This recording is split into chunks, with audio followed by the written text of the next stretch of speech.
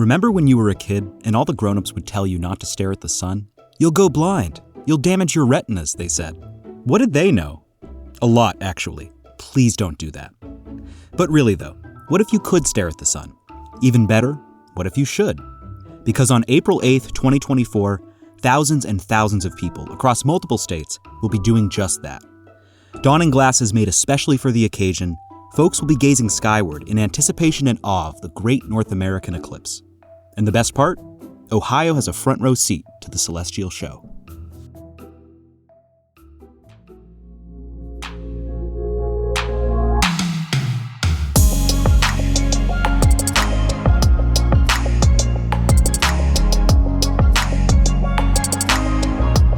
I'm Jacob Carrozza, and you're listening to Now at Ohio State. We talk with researchers, innovators, and bold thinkers who look at our world, see what the real challenges are, and create the solutions that people need now. Perhaps you're not hip to all of this eclipse hype. Maybe you're in the dark about the diamond ring effect, shadow bands, and Bailey's beads. If so, don't worry. Our first guest is here to enlighten you.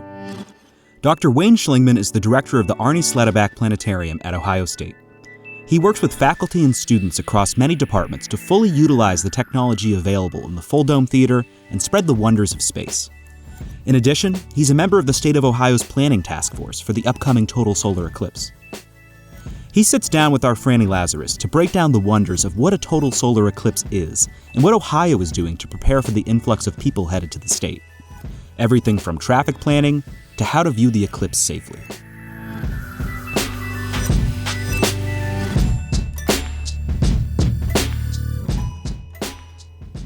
Wayne, thank you so much for being here today. Thank you. Let's start with an easy one, which is, what is an eclipse? I understand there are different kinds.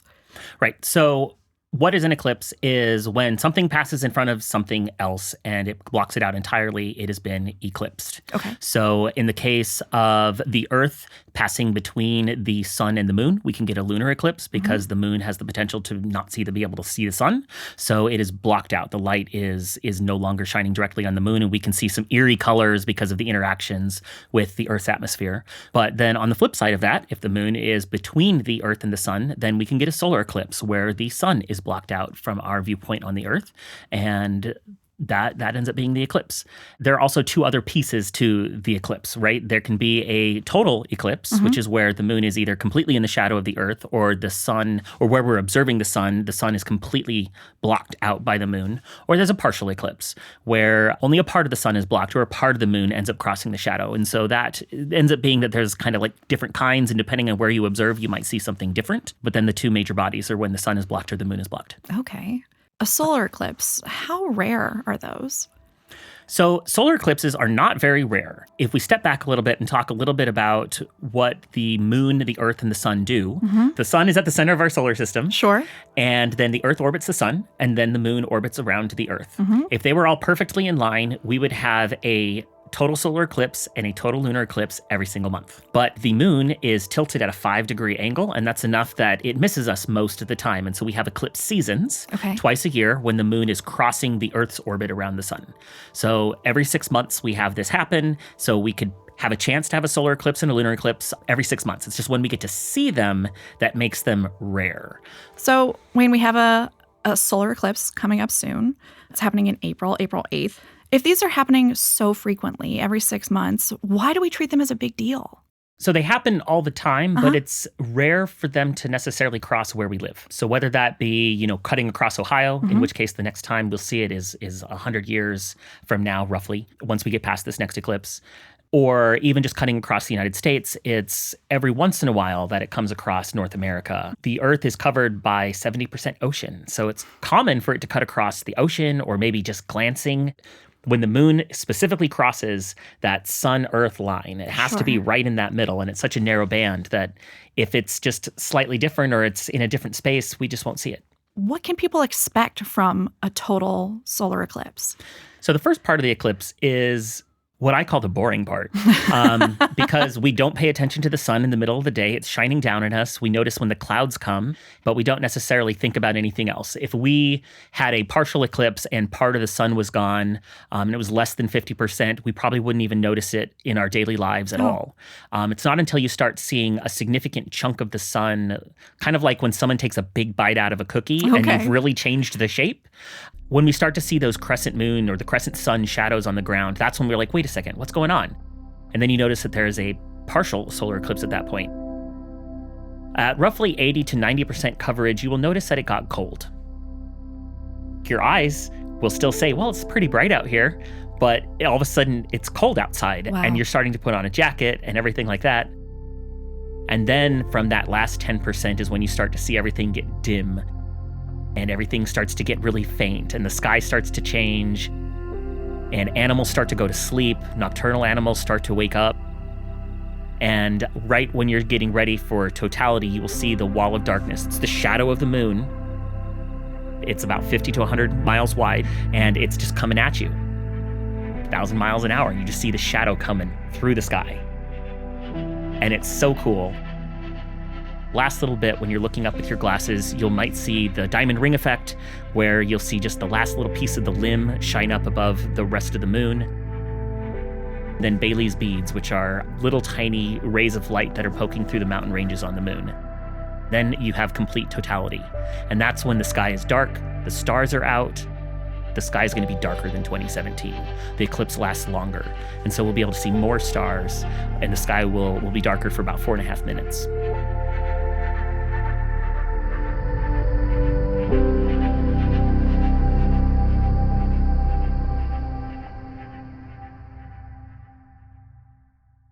I understand you are part of the state's eclipse planning task force. Yep. What is the state's planning task force? So I was contacted by Ohio EMA, the Emergency Management Agency, and they were interested in planning for this eclipse after traffic was terrible getting out of everywhere. It didn't matter where you were. Traffic was just that many people during the last eclipse in 2017. And so we started in 2020. Wow. And we have been planning ever since, but it's not just like traffic, right? There is a lot that goes into planning this eclipse, way more than I figured even as well.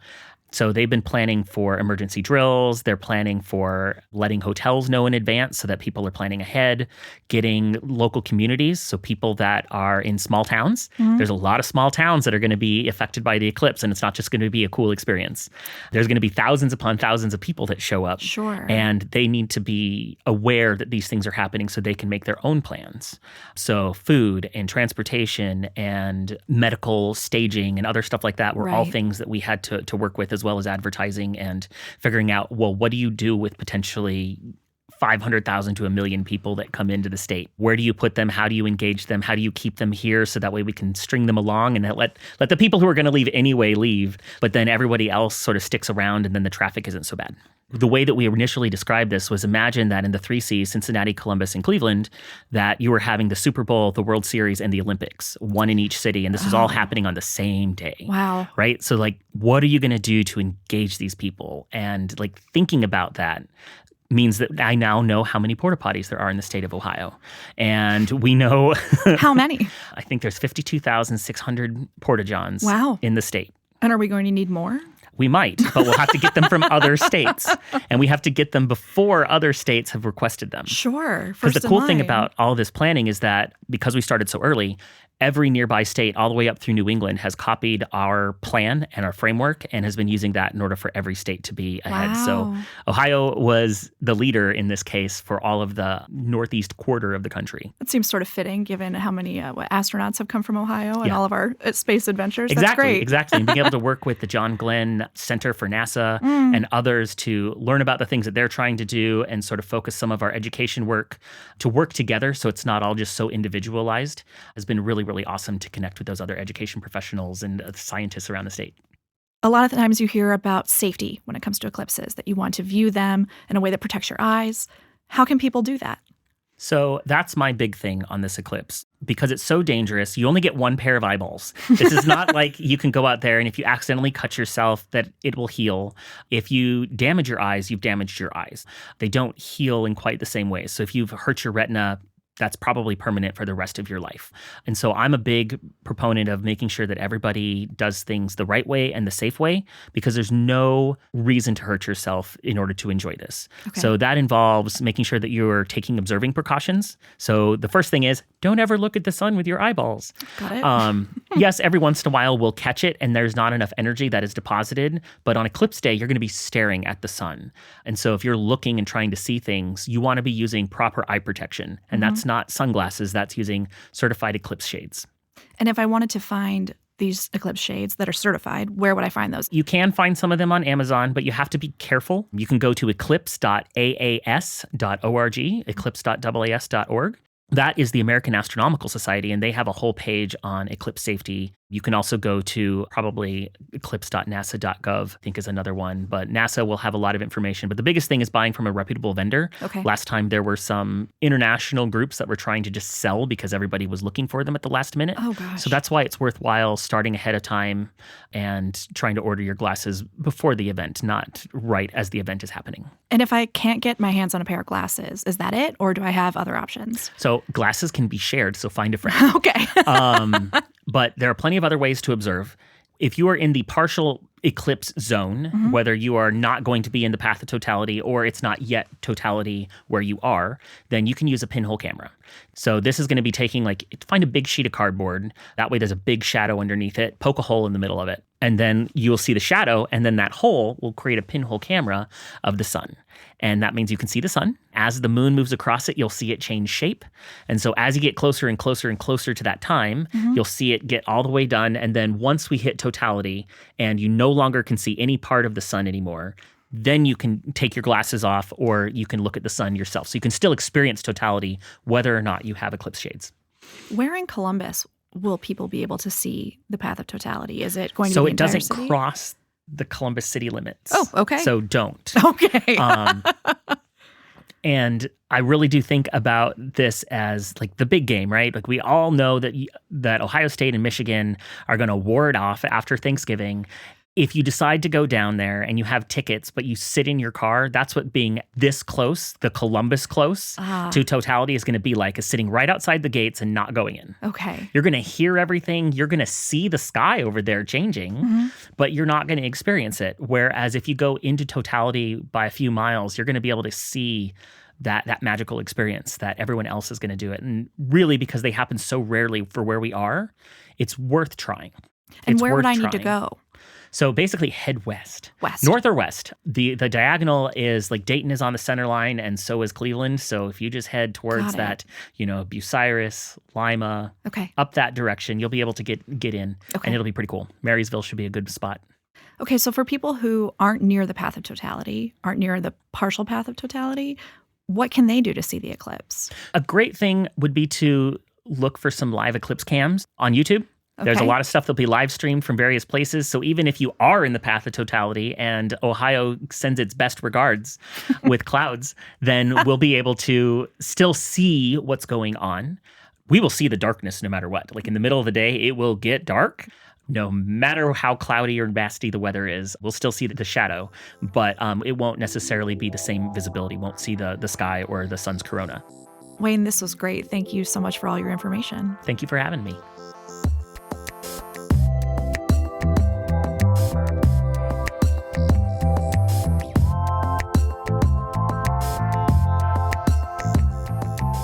Eclipses have always held our attention in awe.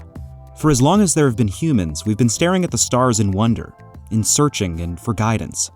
Throughout history, eclipses carry major importance for cultures, civilizations, and communities. Our next guest takes a look at how previous eclipses not only captured imaginations, but also had a part in changing societies.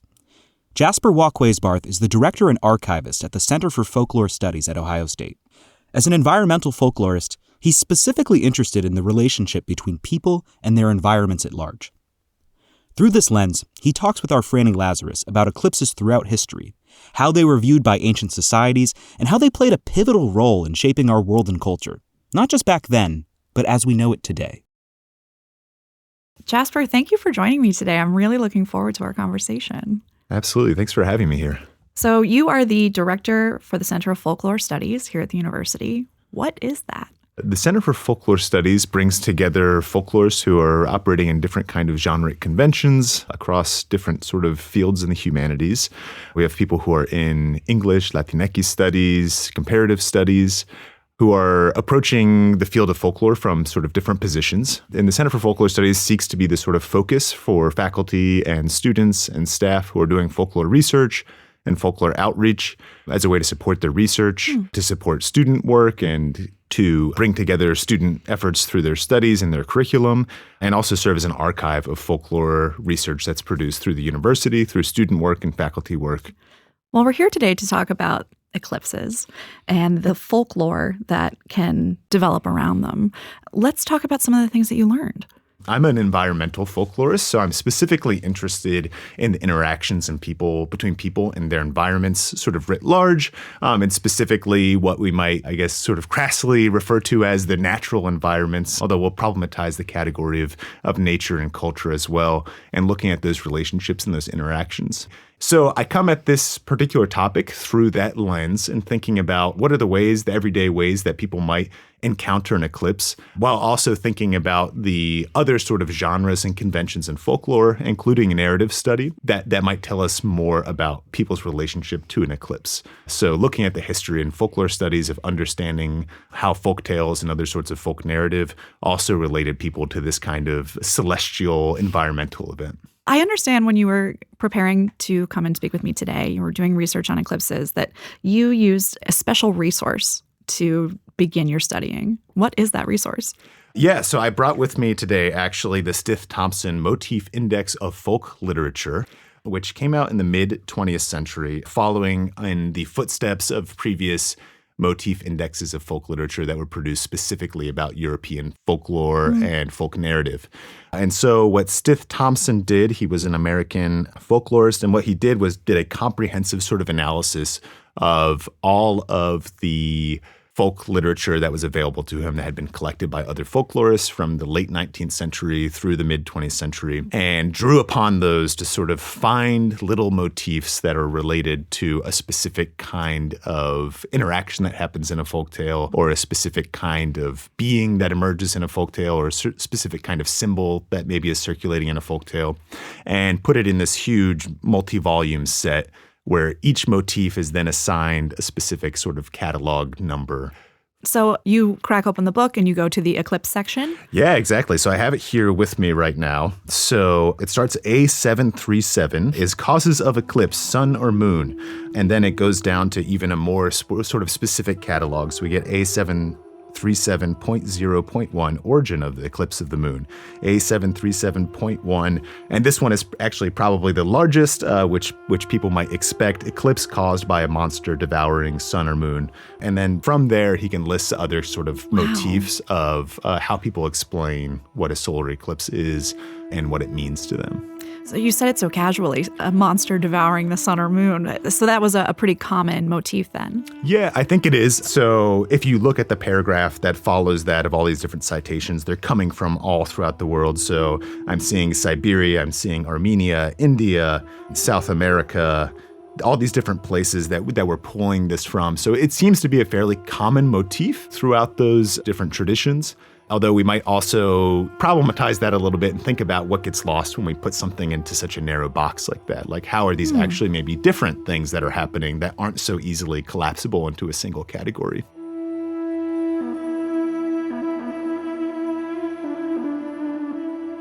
In addition to the sun being devoured, what were some of the other motifs that you came across? I was actually very attracted to some of the other ones that were happening, specifically ones that had to do more with thinking of the sun and the moon in different sort of emotional states. So just a couple that really caught my eye. A737.8. Eclipse happens when the sun smears his face on account of mourning. So this was captured by a folklorist who was working in Bolivia, in the Andes, in the Chaco area, and sort of thinking about the fact that the sun might be in mourning from some cause of event and would cover or hide its face in that sense. And then it was in the responsibility of people or some other beings to cheer them up, as we do to our, kin and friends who are experiencing a moment of mourning, to bring them back into being like a social being in that space.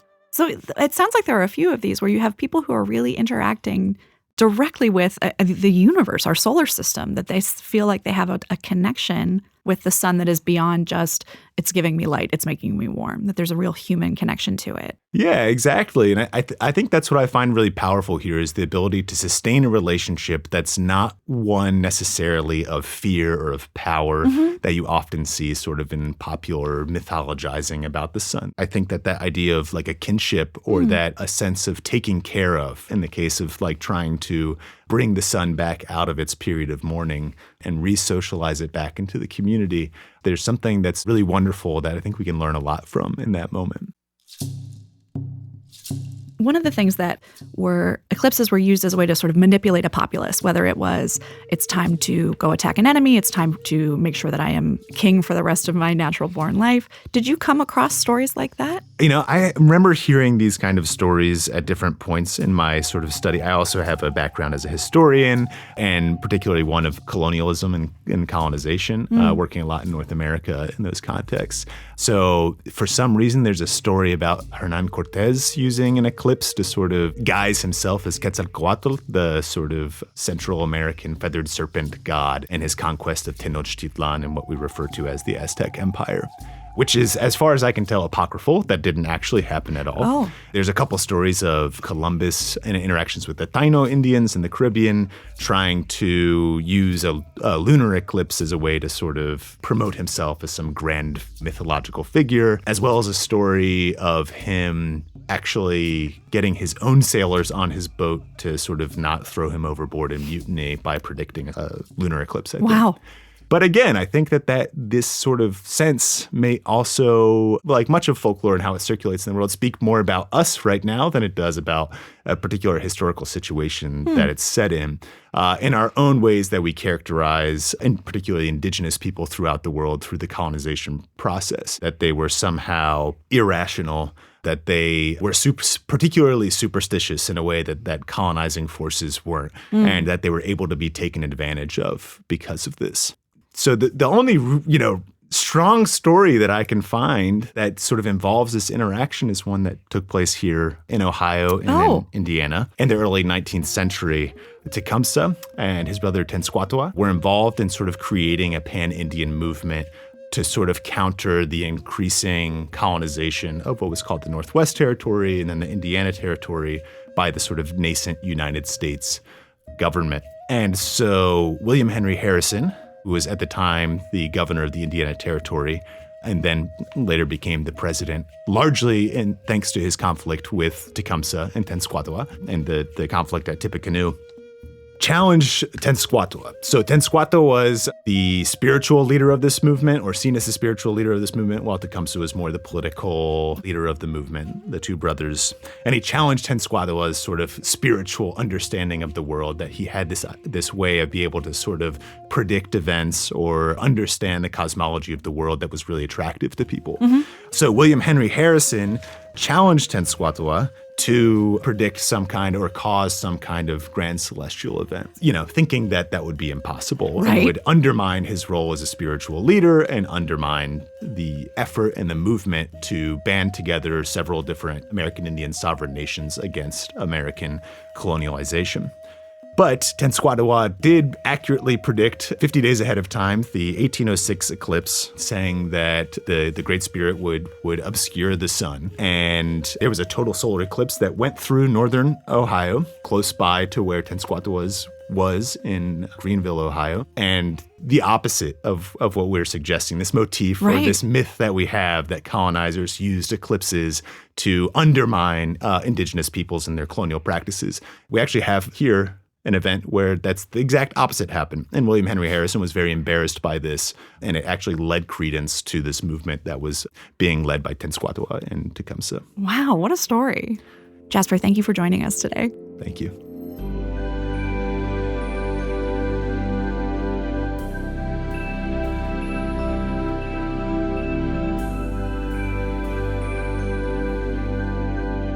The total solar eclipse on April 8th will be the last one visible from the contiguous United States until 2044.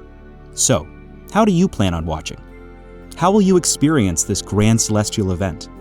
Will you grab your glasses, get in your car, and make the trek to totality? Maybe you'll tune in on YouTube to get the best look. No matter how you plan on viewing, we encourage you to get out there and safely gaze skyward when the big show unfolds. Because even though we've been told time and time again to not look into the eyes of the sun, sometimes, especially when it comes to eclipses, that truly is where the fun is.